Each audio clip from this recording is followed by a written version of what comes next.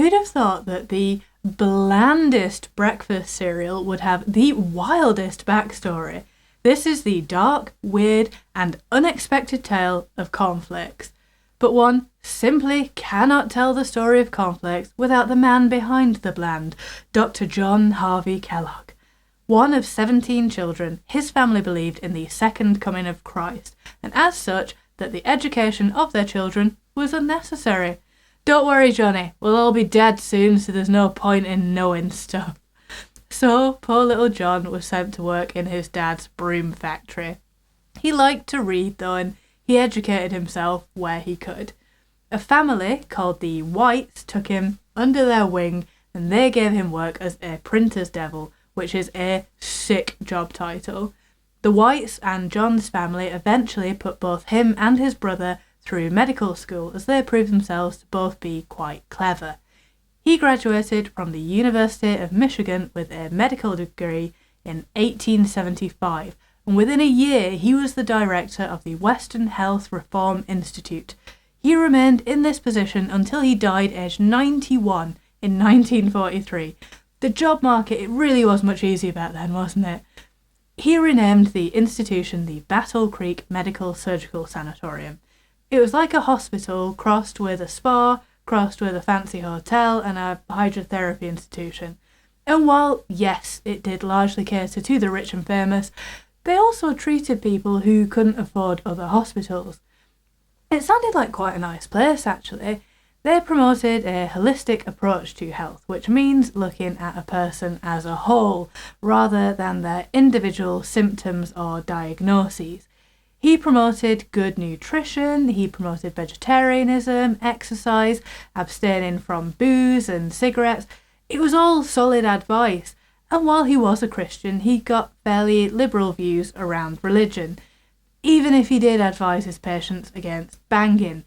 He practiced what he preached in this regard, though. He and his wife kept separate bedrooms throughout their 40 years of marriage, and he never had any biological children. They did foster 42 children, though, and officially adopted 8 of them. He was ahead of his time in many respects in a medical field. For example, he supported germ theory at a time when many people didn't. I was really starting to like him at this point.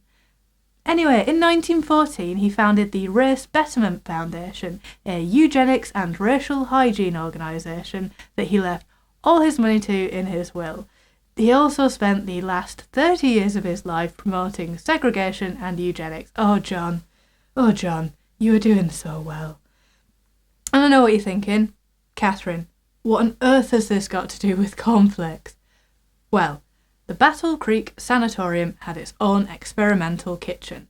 There they taught people to cook healthy meals. They also developed foods that were easy to chew and digest for people who were frail, and they worked on meat substitutes for vegetarians.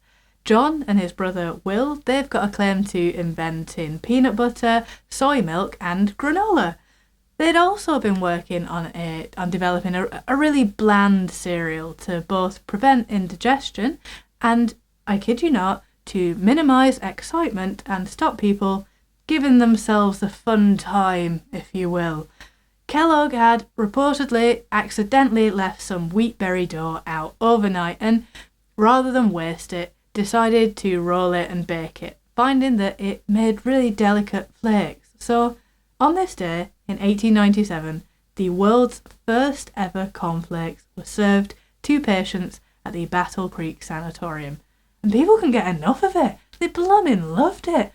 In 1906, Will started adding sugar to him, and John was absolutely furious. They never spoke again, which it seems on brand, doesn't it?